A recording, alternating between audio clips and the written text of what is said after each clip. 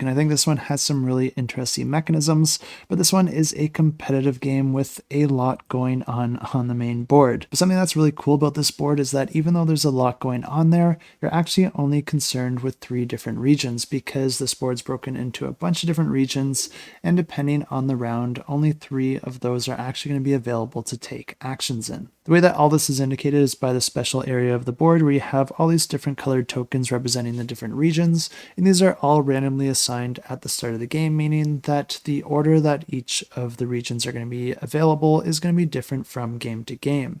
But in the center here, you have this token that has the 3 different arrows on it that are going to be pointing at the 3 active regions.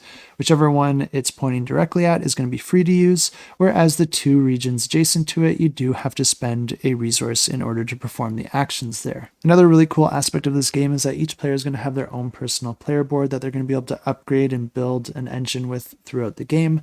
And the way that this works is that each of these columns on the left here represent the different regions, and the way that you use this is that you can actually upgrade each of those individual columns in order to grant you more actions in that region. Not only that, but you can also upgrade each of these by putting different tokens in them, which will allow you to gain that special benefit or action or resource anytime that you perform an action in that region. But like I said, there are a bunch of different action locations out on the board, so it's really nice that you're only really considering 3 of them at a time.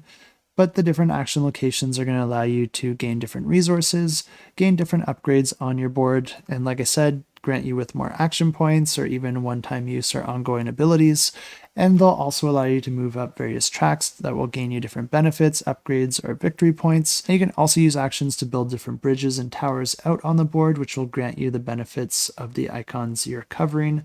And you're going to be taking those from your own personal player board and then putting those out in the particular region that you perform that action. Of course, there's all sorts of different other areas that you can slot in different tokens and tiles, and you're going to be gaining those by performing the different actions and having the appropriate resources.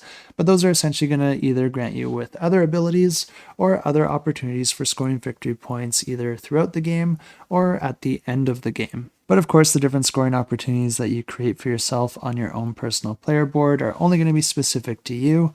And this is where another really interesting mechanism comes into play in contrast to that, because at the start of the game, each player is going to be dealt 5 different objective tokens, and these are going to be dictating some different endgame scoring potentials that could come into play.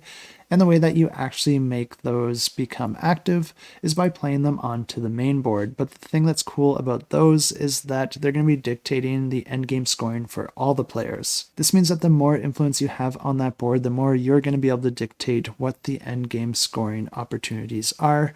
And hopefully those benefit you more than your opponents. The player with the most victory points at that time wins the game, and if you are interested to check this one out, I do have it linked in the description down below.